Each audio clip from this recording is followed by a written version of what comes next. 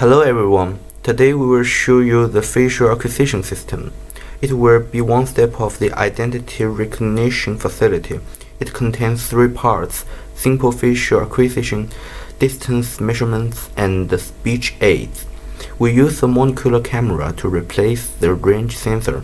We set the boundary when the distance is between 40 to 55 centimeters and the eyes and faces are detected by the rectangle on the screen. It will broadcast the successful acquisition, and if there are some errors, the system will tell you how to adjust your position.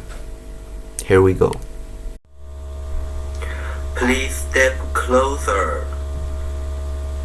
The acquisition successful.